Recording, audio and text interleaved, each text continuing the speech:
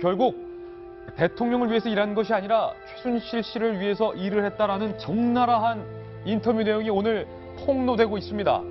게다가 최순실 씨가 대통령의 의원 시절 때부터 일종의 비공식 안가를 운영하면서 비선 안가인 셈입니다. 비공식 안가를 운영하면서 문고리 3인방을 진두지휘했다. 운전기사의 폭로가 오늘 쏟아지고 있습니다. 직접 들어보시죠. 순실이 대장, 그다음 정근에 박이원은 골드, 정호성이, 안홍근이, 이재만이, 이춘상이 전부 순실이 하고 그 정실장이 뽑았던 사람이야. 이 사람도 종이지 완전 종이 아니라 종은 종인데. 첫 번째 의혹입니다. 안가에서 회의를 하면서 진두 지휘를 했다. 강남구 신사동에 아무도 모르는 재단으로 둔갑한 건물의 사무실, 즉 안가에서 문고리 3인방을 채용을 해서 최순실 씨와 회의를 했었다. 대통령이 의원 시절부터 최순실의 종은 문고리 3인방이었다. 이렇게 폭로를 하고 있습니다. 구체적인 내용들 저희가 출력물로 한번 준비를 해봤습니다. 함께 보시죠. 최순실 씨의 운전기사 인터뷰 폭로 제3탄쯤 되겠습니다. 함께 보실까요? 1998년부터 강남 신사동에 박 대통령을 대통령으로 만들기 위한 비밀 사무실이 있었다. 안가가 있었다. 그런데 정말 신기한 건 제가 그러니까 방송 기자 활동을 하기 전에 동아일보 신문 기자였을 때 국회에 출입하면서 박근혜 의원의 신사동 주변에 박근혜 의원의 아무도 모르는 장소가 있다, 안가가 있다라는 얘기를 정치권에 뜬 소문처럼 들어왔었는데 바로 그 부분이 운전기사의 폭로와 일치를 하는 것 같습니다. 그 안가에는 안봉근, 정호성, 이재만, 이춘상 전 보좌관들이 이곳에 거의 살다시피 했다. 언제 한 번은 안봉근을 비롯해 여러 사람이 불러서 안가로 가보니까 누군가, 이 과장님은 운전기사 본인을 의미합니다. 과장님이 국가와 국민을 위해 할매, 최태민 씨의 부인이죠. 최순실 씨의 엄마 할매하고 우리 소장님 최순실 씨를 데리고 한강으로 같이 들어가면 어떨까요? 한강에 빠지라 라고 하더라. 내가 할매하고 순실이하고 항상 태우고 다니는 사람이니 그들을 죽여줬으면 하는 거였다. 그래서 그럼 나도 죽는데 라고 그랬지. 그렇게 해주면 안 돼요 라고 말해서 XX 내가 미쳤냐 그건 못한다라고 말했다. 뭐 농담 쪽이었겠죠. 하지만 농담도 국가와 국민을 위해서 우리가 모시는 의원이 대통령이 되면 국정을 농담할 가능성이 농후하니 한강으로 데려가라 라는 얘기도 했었던 겁니다. 인터뷰가 계속되는데요. 1996년 때부터 걔들이 그랬다.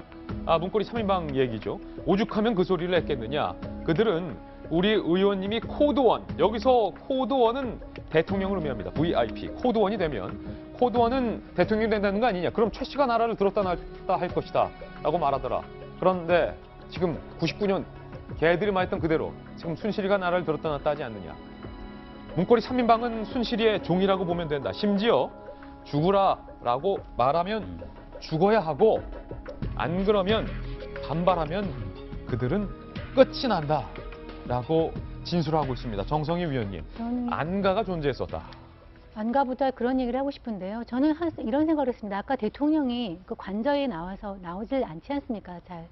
그걸 보면서 그리고 그거를 대통령의 일거수일투족을 아는 사람은 문고리 3인방밖에 없지 않았습니까? 예. 저는 이런 생각을 했어요. 혹시 문고리 3인방이 대통령의 수족이 아니라 문고리 3인방이 대통령을 지키는 간수가 아닐까 그런 생각을 좀 했었거든요. 박 대통령을 감시하는 간수 역할을 하지 않느냐. 예, 그리고 그 교도관 그 대장이 최순실이 어떤 거지 지금 보니까. 근데 저는 이제 혼자서 그런 마음을 품었습니다. 최순실 교도관 문고리 3인방 간수다. 그런 생각을 했었어요. 이렇게 관저에서 못 나오게 하는 게. 근데 지금 오늘 저 운전기사 인터뷰를 보면은 그런 것이 단순한 의심이 아니고 내 상상이 아니라 어쩌면 그랬을 수도 있겠구나 하는 생각이 들었습니다.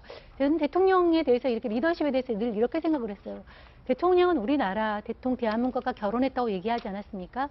그러니까 대통령 어떻게 보면 아버지가 대통령을 하면서 청와대에서 자랐고 그 대한민국은 나의 나라다. 이렇게 어떻게 보면 옛날에 조선왕조의 공주처럼 대한민국은 나의 나라다. 그래서 대한민국에 대해서 나라에 대해서 일단 오너십을 가지고 있다라고 생각을 했는데 대통령은 대한민국의 오너십을 가지고 있었고 최순실은 최순실은 박근혜 대통령에 대해서 오너십을 가지고 있었다. 예. 이런 식의 그림이 그려지거든요. 네. 그래서 실제로 문고리 3인방은 정윤회 씨가 발탁을 했다고 하지만 사실 정윤회 그 남편인 정윤회도 최순실이 사실 결제를 받은 그런 정황으로 볼 때 네. 사실은 뒤에서 이렇게 농당을 했다는 그런 것이 아주 뿌리가 오래됐다는 것이고 아까 한강 얘기는 그 문고리 3인방조차도 최순실에 대해서는 혀를 내둘렀다는 거예요. 내둘렀다는 그런 거의 반증이라고 보면 돼요. 물론 농담이겠지만 그런 이 거의 칼럼. 일반으로 보입니다. 이 운전기사의 폭로가 어느 정도 사실성을 바탕으로 했다라는 반증이 이 해당 운전기사가 기억하고 있는 그 안가라는 강남구 신사동의 건물은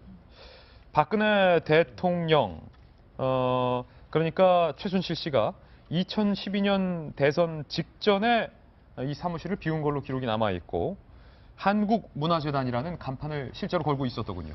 그렇죠. 이 기사가 이제 성수대교 남단에 있는 어느 위치라고 이제 특정을 했고 또 세계일보 이제 기자들이 직접 가서 확인을 했다는 거 아니겠습니까? 그래서 국회의원으로 이제 처음 입성한 게 지난 1998년이었고요. 대선은 지난 2012년이었으니까 네. 사실상 그 기간 동안 신사동 안가, 그러니까 제2의 청와대였던 거죠. 신사동 안가를 당시에 거기다 놓고 여기서 모든 일이 다 벌어졌다고 하죠. 뭐 최 씨부터 해서 최 씨 남편 정윤회 씨 그리고 문고리 3인방 당시에는 이제 이춘상 부장관까지 4인방이었겠군요. 그래서 여기서 모든 얘기들이 많이 오갔다고 하는데 저도 참 그 같은 얘기지만 2004년에 저는 열린우리당을 출입하고 있었고 제 이제 신문사 동기는 한나라당을 출입하고 있었는데 예. 그때 이제 박근혜 대통령이 대표 시절 아니겠습니까? 맞습니다. 대통령이 회의 전에, 그러니까 당시 박 대표가 회의 전에 누구랑 그렇게 전화를 오래 하는데 누구랑 하는지 모르겠다.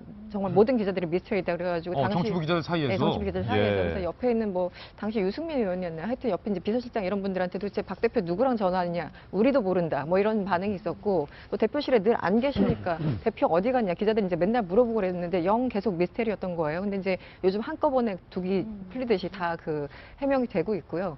실제 한국문화재단이라는 이름으로 겉으로는 마치 그 연구소처럼 그래 포장을 하고 내부에서 얘기를 했었고 여기서 그 뭐 인사 문제는 물론이고 왜 연설문도 다 고쳤다고 하잖아요. 예. 근데 전희옥 씨 발언이 다시 한번 이제 상기를 시켜드리면 우리가 연설문을 딱 만들어 드리면 어디 모철 거쳐서 오면 이 양반 표현대로 걸레가 돼서 왔다라는 표현을 했는데 결국은 지금 이 운전기사 증언을 보니까 정윤혜 씨가 한 번 손보고 그거를 마지막에 최순실 씨가 또 한 번 손봤다고 합니다. 네. 그러면서 정윤혜 씨가 뭐 제대로 못 고치면 뭐라고 핀잔을 준다던가 이런 식으로. 그래서 결국은 이제 마지막 결재권은 역시 최순실 씨였다라는 거.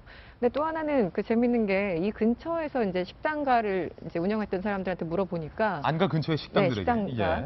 당시 이제 후원 내역을 보니까 이 건물 근처에서 많이 그 후원 내역들, 그러니까 사용한 그 내역들이 나왔다고 하죠. 그래서 예. 이제 나와 있는 식당들을 가서 식당들도 탐문했나 봅니다. 근데 당시에 국회의원들도 함께 와서 식사를 했다는 거예요. 물론 최순실 씨와 동석을 했다는 건 아니지만 그래서 지금 왜 많은 국회의원들이 나는 몰랐다라고 하지만 당시 이 근처에서 식사를 한 사람들이 과연 최순실 씨의